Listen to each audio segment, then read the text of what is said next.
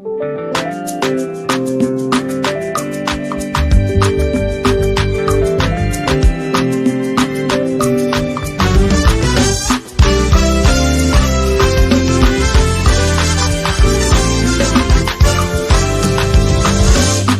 believe that you are able to do exceedingly abundantly, far above all I could ask or think. Believe, yes, I believe. You say, I believe that you are able to do exceedingly abundantly, far above all I could ask or think. I am so excited because the Step Out TV shows are back live on T2i TV. And for those who don't know, Step Out is a series of interviews and motivational segments designed to bring the best out of you and your business. Therefore, we have the following TV programs.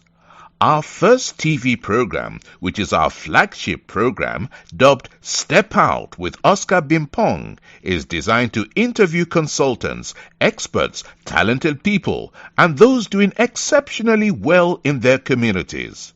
The second one is Step Out SME Focus. This is where we interview business owners and showcase their products and services. The third one is Step Out Youth Impact Zone. This is where we interview young people succeeding against all odds to serve as an inspiration to other young people. And the last one is Step Out Authors Corner.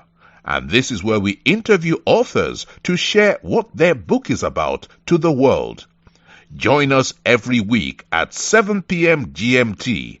Like T2i TV on Facebook and subscribe to the YouTube channel. To advertise or for further information, do WhatsApp +44 759 1152 983 or +233 55 580 3924 or email info@traintoinspire.com.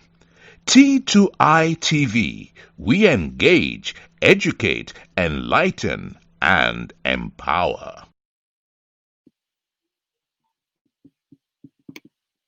Welcome to another exciting edition of the Step Out Youth Impact Zone.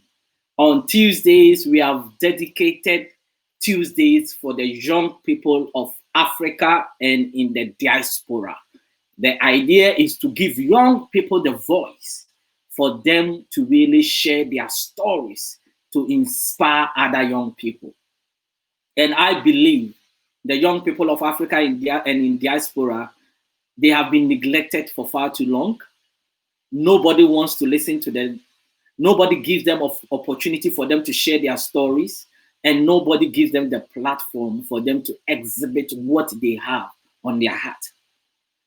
This is what T2i TV has provided for them. And that is to give them the opportunity for them to share their unique stories that the world yearns to hear, and also to inspire other young people. Now, before I go on, I've got a very powerful lady. I've met her for some time now. But before I go to her, let me read some few announcements and some few sponsors here. Now, Train to Inspire Consultancy is the business that backs or is powering T2i TV. For those that don't know, T2i TV simply means Train to Inspire. And Train to Inspire is your business training and consulting firm. As a business startup, for your business development, if you want to strategically position yourself in the marketplace, what you need is Train to Inspire Consultancy. Also, P&Q Personnel, your #1 agency for hiring healthcare assistants and nurses based in the UK. This is for UK residents only. Then also ALS Global Shipping and Logistics, your trusted import and export company based in Accra. ZPay Ghana Limited, your remittance and mobile money company based in Ghana. ZPay have launched their ZPay mobile money USSD code. It is *270#. Just dial it and be part of the ZPay Freedom family. ZPay is really changing the status quo on the continent, especially in Ghana. Then Kudu Business Support. Kudu Business Support is for your web or graphic design, app development, or for your social media management. For all these sponsors, their numbers are scrolling on the taskbar. Just take them and really connect to them. When you tell them you took the number from T2i TV, you are more likely to get a very good deal. Now, if you want to advertise or sponsor on this show, we want to encourage you to really connect with us, because this platform, apart from we trying to educate young people, we want to go beyond that and also create systems and support for young people with good ideas. And we cannot do this alone. So sometimes some of these platforms, this is where sometimes you put your money in to support us. Sometimes if you don't have a business or any vision, you can say, look, for the good work that you are doing, I want to support what you are doing. And this is where African people we need. Platforms like this can only be successful when you support us to really achieve our goals in terms of what we want to achieve with young people.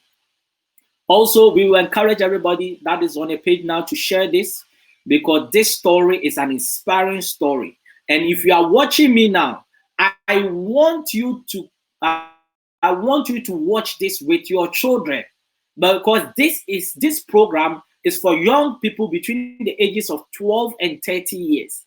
And if you're young, your child or a young person that you know watching this, trust me, is going to be inspired. So please don't watch this alone. Connect to a young person or your child to really be part of this. Now let me go straight to business. Why are we here? Yes. And who is on the hot seat? I have known this young lady for some time now, and trust me, some people think we, the older generation, or we that are a bit older, we cannot learn from young people. I've been learning a lot from her, and the reason why she is on this show is that she's got an inspiring story to share. Now, who is this person that I'm talking about? She is the director of Season 3, a photography company and a branding company, a marketing manager, and a personal finance enthusiast. She is in a person of Reni, Odetoyinbo. Reni, please welcome to Step Out Youth Impact Zone, and you are live on T2i TV. Hi, everyone. Thank you so much for having me, Oscar. How has your day been? It's been good. I've had a relaxing day, and I'm very excited to be here today. Wow. And I'm also very excited to be here, because I'm also waiting to really listen to you, because your story, the world should hear your story. It's an amazing one, and I believe a lot of young people and even older people are going to be inspired just because of your story. And the topic for discussion is my inspirational story. Now, Reni, tell me, who is Reni? In short and in brief, that I really missed in my introduction. Okay. Reni is a marketing consultant by day and night, a personal finance enthusiast, and and a photographer as well. That is I'm a photographer. Yeah. Yes, that is really short and brief. Yes. And tell me about yourself growing up. Tell me, how was life? How was life like? Tell me about yourself growing up. So I grew up so I was born in England, but I moved to Canada when I was 4 years old.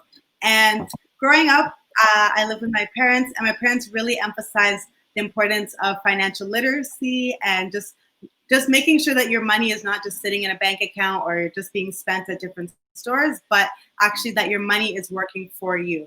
So that is something I've learned from the time I was very young. I've always done a lot of things throughout my childhood. I've played soccer. I played every sport possible while I was young. And then in university, I really started to focus on personal finance. So yeah, and Wow. now I work in marketing.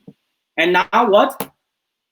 Now I work in marketing. Wow, wow, wow, wow, wow. So you transitioned from finance to marketing? I work in marketing at a financial institution, so they're very intertwined. All right. Exactly. Now, you are into fashion. If Yes. the way you are dressed, your makeup, everything shows that you are into fashion. You are also into finance. You are also into lifestyle. You have a YouTube channel where you educate a lot of young people. You have a property business, a career in addition to photography. Don't you think it's too much? A lot of young people say that is too much for me. I really like to do what I'm passionate about, so I don't think it's too much. I think if I was doing things that I didn't enjoy, it would probably feel like a lot of work. But to me, I'm doing things that I find fun and I enjoy, so it's not too much at all. So does it mean a lot of young people are not doing what they actually love? Yes, I think so. I think, especially with African parents, they want us to be doctor, lawyer, engineer. So I think a lot of people only focus on that when there are so many parts of them that they probably want to explore. Like if a lot of people, if they said to their parents they wanted to be a photographer, their parents would not be okay with it. But if they can manage it with their full-time job and doing it on the side, I think people should definitely pursue what they really enjoy. So do you think it is about time African parents give their children the liberty for them to do what they enjoy instead of directing them for what they think they should do, right? Yes, I definitely think so. My parents are very relaxed and they're not the typical Nigerian parents, so they really encourage me to follow my passion. But I think African parents should definitely follow suit and try to let your kids explore and do what they want. So, for example, I spoke in a conference, right? And a young lady came to me. She's in one of the best universities in Ghana. And she said one of her passion is dancing. But the parents say if they see her dancing, she will be in trouble. So she never does any dancing at home. But that is what she loves doing. Now, how can such a lady convince the parents that, look, I'm still going to work hard at school, but allow me to dance? I think as long as she's doing what they also want. So if they want her, if whatever she's in school for, if she's excelling in that, they can't really get mad if she's also doing dancing. As long as the dancing is not interfering with what she's doing, I don't see why they should get mad about that. And if she can show that she's good at it, I think there's one thing to start dancing and you're not good and you're wasting time. But if you're good at what you do and you can make money off it, then I don't see what the problem is. Now, upon all those things that are listed in terms of how you are able to really do a lot of things at the same time, how do you really manage your time? Because I think, you see, one of the things that I call is a syndrome in our generation. And you meet young people and the only thing on their, it's like a national anthem. It's like, I'm busy. But with you, with all the things that you are doing, even anytime I want to speak to you, you are available. Anytime I send you a message, you respond on time. And I'm like, this one is a different person, young person that I have met. How do you manage your time? I think I'm very organized. That's one thing that I do to manage my time, because ever since I was young, so I played soccer or football, and I played 4 days a week or 5, even 7 days a week sometimes, depending on the week. So I was so used to having to balance like soccer, school, church, all these different things that I've just grown up knowing how to manage my time. But right now I have a very detailed calendar of everything that I need to do. And for things like YouTube, so people say YouTube takes a long time, but what I do is, like today, I recorded 3 videos, and then I schedule them for the next 3 weeks. So it's not like I have to spend so much time. I think I'm just very good at being efficient with the time that I have. So you did 3 videos today. Yes. Are you the same person that do you do the editing, or somebody does the editing for you? Because I can see that your editing is spot on. Oh, thank you. Yes, I do my editing by myself as well. I just learned how to do it a few weeks ago. So can we say a lot of young people are lazy? Not passionate, I would say. Not late. Not that they're lazy, but they're not passionate about it. A lot of people do things that they don't want to do. I don't really do things that I don't enjoy, basically. If I stopped liking YouTube one day, I would just stop doing videos. I wouldn't force myself to do it. So that's probably, I don't think they're lazy. I think they're just doing things that they don't enjoy. So how can they really get into that level where if they don't love what they do, they just change it or add something they love doing in addition to it? How can they get to that level? I guess this is something I can credit my parents for. They allowed me to try different things. As you're older, I guess it's harder to try lots of different things, but I would say they should just try out new things. If they think they're interested in taking photography lessons or doing photography, to buy an inexpensive camera and start doing it, or even with your phone, and then see if you like it. If you don't like it, then move on to the next thing. Sell that camera and move on to the next thing. I think we don't need to overcommit to things. We can just try to start, and then if you don't enjoy it, just move on to the next thing. So the most important thing is to start, isn't it?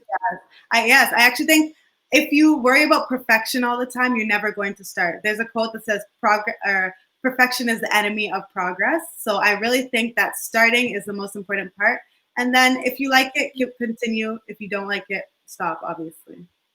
So, you are making some very powerful and interesting points here. And I think, for example, you made a statement that you like trying new things. A lot of young people also see that as a risk, isn't it? Because they start one thing and they get stuck with it, and they are not able to transition to anything else.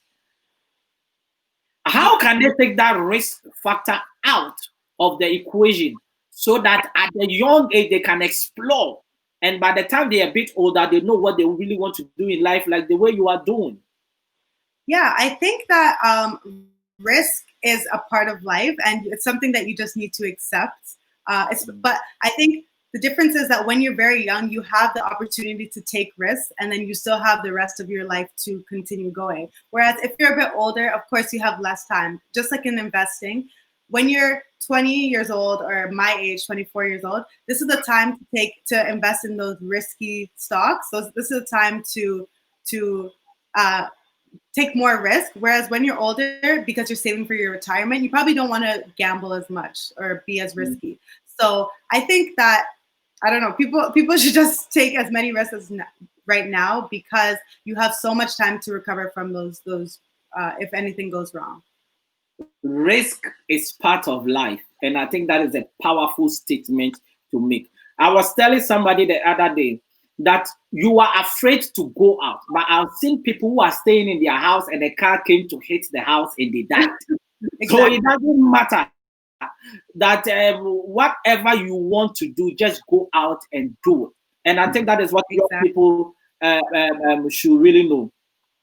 Now, there is one thing that strikes me about you, and that is your mindset. From me speaking to you for some time now, there is one thing I've learned, and that is you believe everything that you put your heart to, everything you put your mind to, it can be achieved. Mm-hmm. How did you grow such a powerful mindset?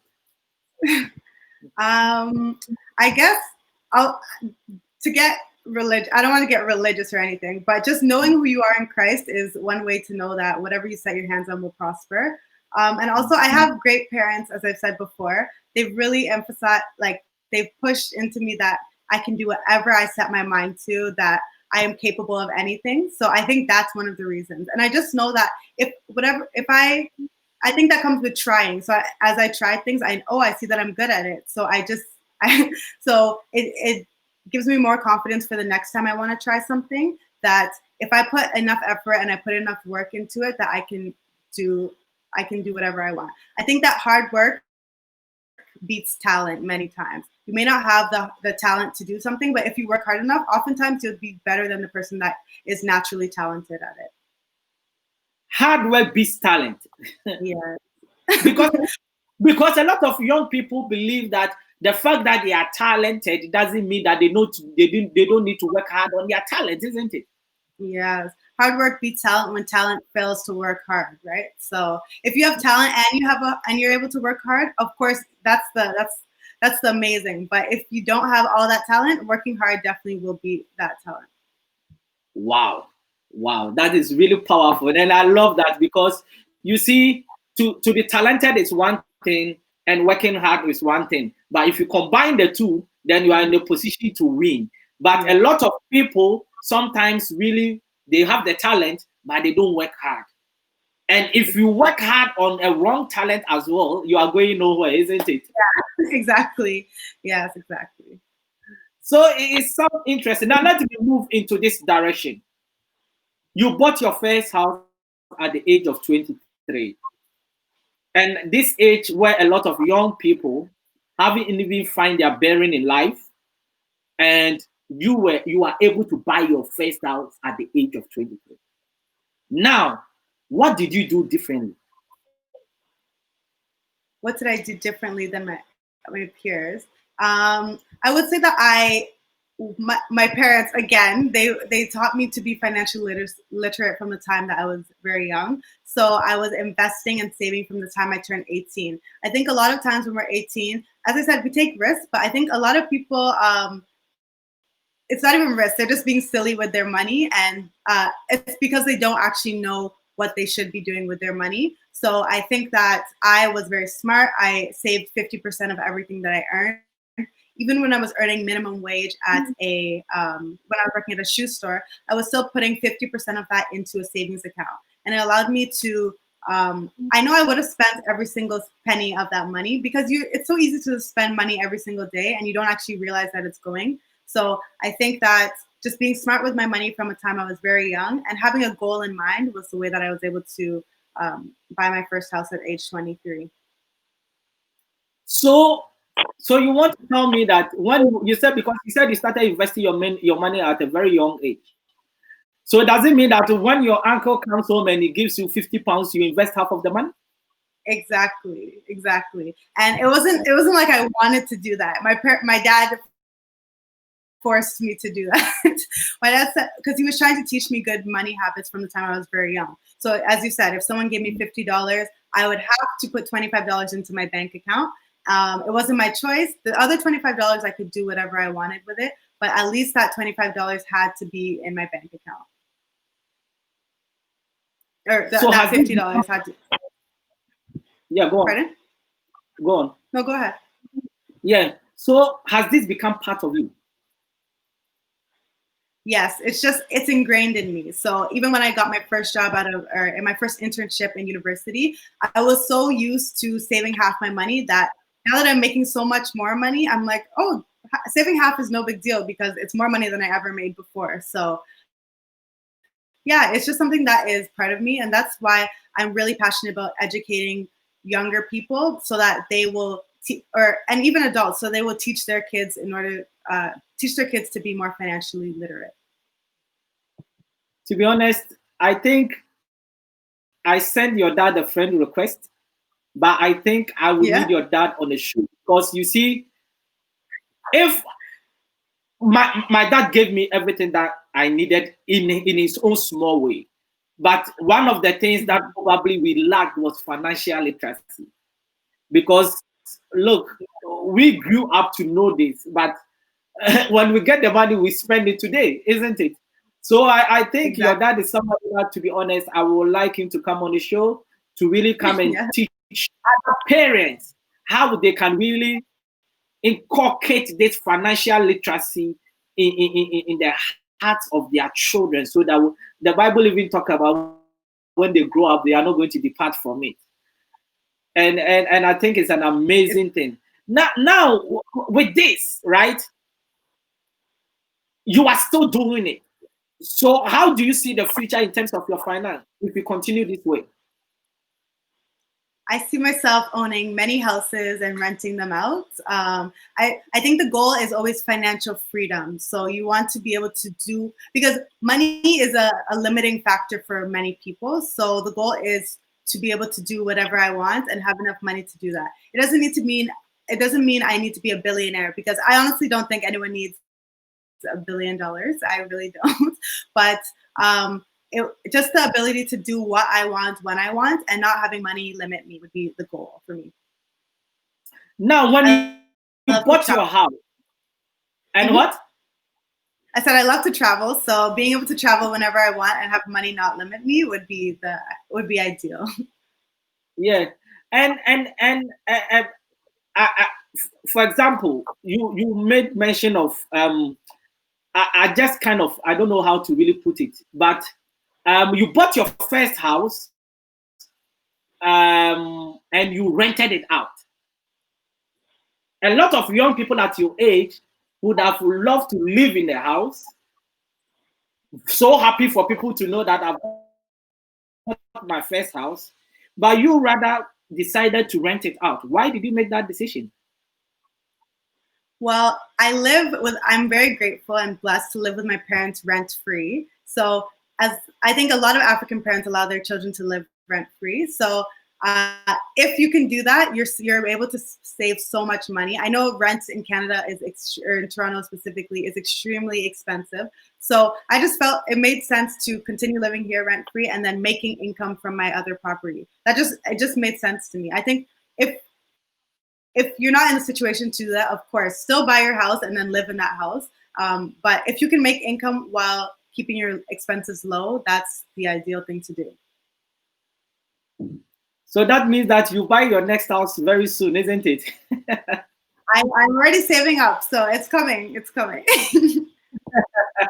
Now, what do you think? What are you going to tell young people when they want to buy their first house? What are the steps they need to take? Basically, in brief, like what are the steps they need to take? If you want to buy your first house, make sure, I think before you even decide to buy a house, you should know what you're getting into. It's not just the cost of the down payment that you need to factor in. There are so many other costs, and I have videos about that. So if they want to go into detail, obviously you can check me out on my YouTube channel. But just know what you're getting into, and then start saving and have that goal in mind. I think a lot of people don't write down their goals. I think writing down your goals is very important. So if you know that you want to buy a house that's worth 300,000 and you need a 20% deposit, make sure you start budgeting how much it will take you to get to that amount, and then factor in all those other costs and make sure that you can afford it comfortably each month. The worst thing you can do is to leave a comfortable living situation to go buy a house that you cannot afford. It doesn't actually make any sense. So make sure that you're secure enough in your finances that you can afford it comfortably, and it won't be a burden on you to have this house, because I know a lot of people do that. Wow. Wow. So apart from the down payment, is there anything they need to know? So you have to pay, in Canada at least, there's a land transfer tax, which you have to pay. You have to pay for the lawyer and maintenance costs, especially if you buy a house that is not new. You have to factor in all the maintenance costs that comes along with it. So there are a lot of costs that I can cover off, but those are the main ones that you have to factor in. Now, you made mention of a lot of people don't set goals. Now, do you think young people don't even set goals at all?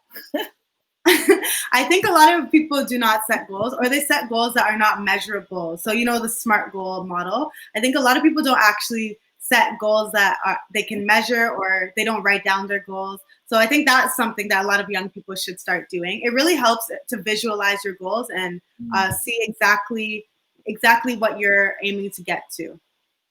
Wow. Wow. And setting goals is really a priority. Now, tell me about your photography business. Mm-hmm. And why did you even decide to even go into photography in the first place? Okay, so if anyone who knows me personally knows that I come from a family of photographers. So my dad, although they're not photographers full time, but my dad is a lawyer, and then he's also a photographer on the side. My uncle is a veterinarian, but he's also a photographer. His brother, like all my family is full of photographers. So when I was, I think 13 or 14, I started to get interested in photography, and I got my first camera, and it was just a little, like a plastic little camera, but my dad bought that for me, and I started to do photography. I always thought of it as a hobby. I never actually called myself a photographer. It was just a hobby that I had. I would take pictures at school. I would take pictures at different events, but it was just a hobby. Then in 2018, I started working with a few of my friends and my co-founders, and we decided to turn it into a business. It's called Season 3, and I am one of the photographers there. We do concept creation and creative direction for different brands and businesses. Wow, that really sounds interesting. Then also to a bit of your career. With all these things, you work full-time as well as a marketing manager. Now, at a young age, you are managing a team, right? I'm a project manager. So I manage a team of designers, but they have multiple managers that are managing them. Wow. So how is it at such a young age working in such a big corporation and trying to really work hard to really get to the top? How challenging it is? Because a lot of young people, they enter into a career and they find it difficult to find their bearing in terms of where they want to go, where they want to reach, people they need to connect to so that they can be successful in their career. Share a bit of your experience with us. Yes. So so as you said, so I started off as a business analyst, actually. And just as I said earlier about trying things and then figuring out that you don't like them, I tried being a business analyst, and I figured out that it was not for me. I really like interacting with people and being creative. So I started at that in my second year of university. I was an intern. I did 2 or 3 internships, and when I started full time, after I graduated, I realized that I didn't really like the role and it wasn't for me. So I decided to network my way into marketing. It's actually very hard to get into marketing here if you don't have the formal marketing experience. So what I did was I volunteered with different organizations, and I did basically free work I did free marketing work for different people just so I could get some experience on my resume. And then I was able to connect with people and show that, oh, yes, I can actually do marketing. And then someone hired me, and that's where I am right now. I think a lot of people would just stay in the role that they were at, because you're still getting paid well and like it's paying the bills. But I was not happy there. So as I said, I don't do what I don't love. So I decided to leave. And I'm really glad that I did. It's within the same company, but it's a completely different experience. And it was all through networking. So since my first internship as a business analyst, I haven't had to formally apply for a job because I've just networked from one position to the next. Wow. You haven't really applied for a job since you've left university? Actually, since I was in university. So 2016 was the last time I had to formally apply for a job. Wow. So all the jobs that you have had all these years is just through networking? Yes, exactly. Just elaborate the importance of networking to young people. So I think networking really opens doors for you. It's networking, if you don't, just to clarify, is connecting with people who are in the fields that you want to get into. And it can be as simple as just having a conversation with somebody. But I think it's something that's very important for every single person to do because it allows you to be connected with people who you otherwise wouldn't. I think a lot of people just go to work and then they only speak to their coworkers, but they never speak to someone, or they never speak to anyone on the wider team. So instead, I decided to speak to everybody. I am a very outgoing person, so I speak to everybody, tell them about my goals, tell them about what I want to do. And this has really opened doors for me, as I said. The way I got this job was I was just telling everyone that I love marketing. I'm really interested in getting into marketing. And someone who was a recruiter actually connected me with someone who was on the marketing team and allowed me to apply for, or allowed me to interview for a job that they hadn't yet posted. So yeah, that's how I've been able to network. And it's very important for everyone to do. Wow. And you also mentioned volunteer. You volunteered so that you were able to gain the experience. A lot of people, young people, for example, when it's not about money, they don't want to really invest their time. Do you think they are right? Yeah, I understand. I really do understand that. But I think that it is important to, if you're passionate about it, then volunteering is no, like I was a photographer for years before I ever got paid for it. So I think that volunteering, especially if you're trying to get into a new industry, is very important because nobody's going to pay you if you don't have any experience. So you need to get the experience somehow. Yeah, don't have the mindset that volunteering is only for is not worth your time. It's definitely worth your time if you're trying to get into an industry. Yeah, because that sounds really it sounds good to me because you see the point is that I always tell young people if you are already in it volunteering and an opportunity comes, who do you think they are going to give the opportunity to? Exactly. Exactly. It makes more sense for you to really that means making yourself available so that you are in a position to get the job even without interview before anybody comes in. And I think it really makes sense to me, and I think young people should take note of that. Now, Yeah. yeah. So now I think with that we are coming to a close for this interview. But there is one thing I really want you to really touch on, and that is why your passion for personal finance education for young people. What do you want to achieve out of that, and what impact do you want to make? Hmm. So the reason I started this channel was because I would talk about it all the time with my friends and family, but I really feel like there are a lot of people who don't know it. I was blessed to come from a family who taught me, but I think a lot of people don't. And I think especially in the Black community in across the world, but in Canada specifically, a lot of us don't have the education around finance. We may have education around other things, but finance is one place we're missing a lot of mentors. So if you ever Google personal finance in Canada, you'll only see white men talking about it. And oftentimes you feel like this space may not be for me because I don't see anyone who looks like me. So my goal with this was really to educate people who look like me and teach them more about things that can build generational wealth. I think it's one thing to build wealth for yourself, but to build wealth for your children and your children's children's children is something that our counterparts of other races are doing. So why can't we do it as well? We want to elevate our community rather than just elevating ourselves. So that was my real goal with this channel, and I hope it's helpful to a lot of people. Yeah, I want to elevate what my community, isn't it? Make sure Yeah. that they build generational wealth, and that is really powerful to say.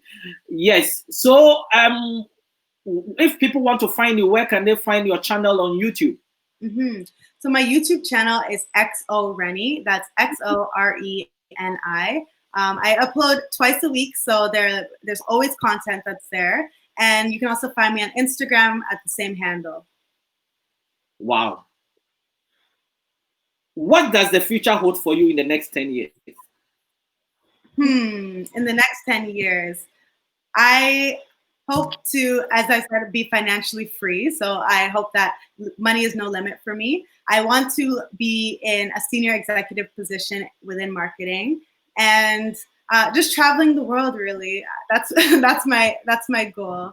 Hopefully, everything is done with Corona by then, so we'll be able to travel the world. And yeah, that's really my goal for my life. When you are traveling across the globe, please pass by London and say hello to me. Yes, I will be there. Yes, it's been an inspirational discussion with Reni, and we've been talking about her inspirational story from being a photographer to a marketing manager to a personal finance enthusiast and doing a lot with her life, buying her first house at the age of 23. And it's been an amazing, amazing, amazing discussion. Now, before we go, let me just really talk about our sponsors. This program is being powered by Train to Inspire Consultancy, your business training and consulting firm. P&Q Personnel, your number one agency for hiring healthcare assistants and nurses based in the UK. This is for UK residents only. ALS Global Shipping and Logistics, your trusted import and export company based in Accra. ZPay Ghana Limited, your remittance and mobile money company based in Ghana. Kudu Business Support, your web or graphic design, app development, and for your social media management.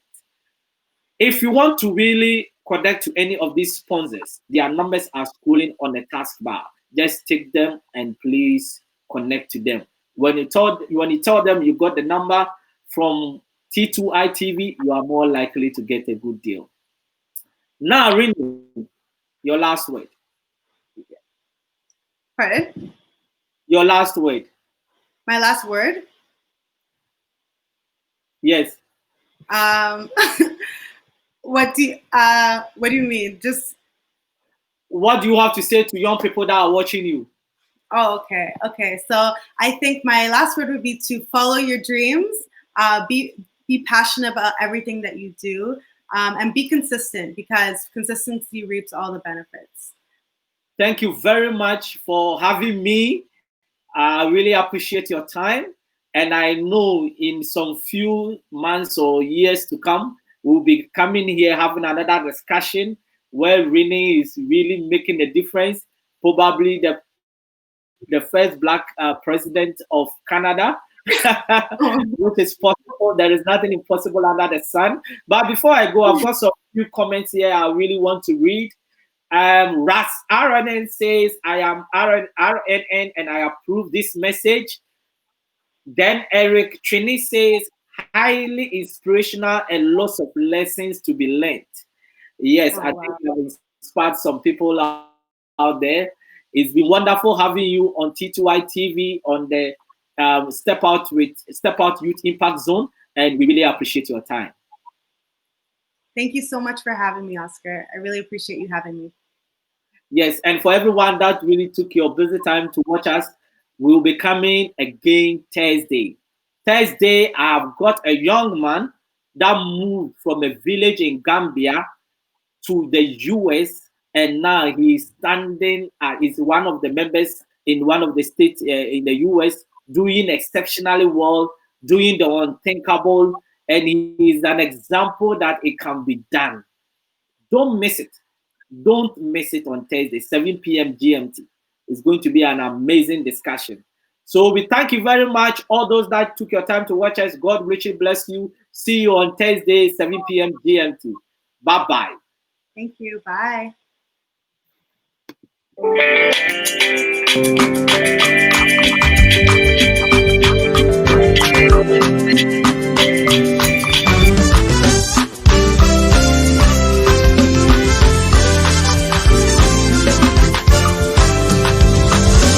I believe that you are able to do exceedingly abundantly, far above all I could ask or think. Believe, yes, I believe. You say, I believe that you are able to do exceedingly abundantly, far above all I could ask or think.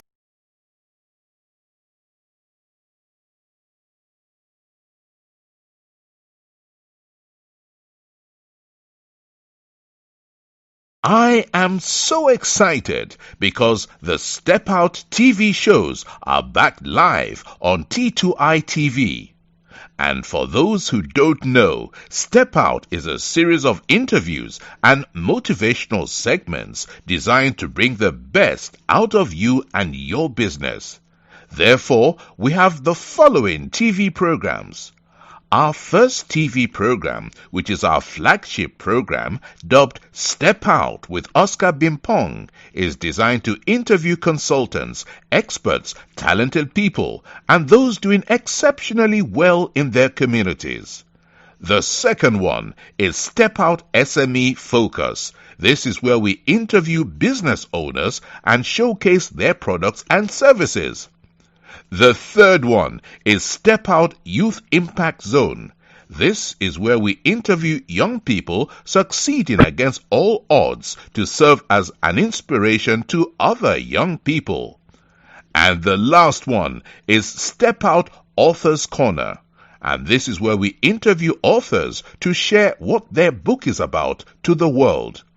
Join us every week at 7 p.m. GMT.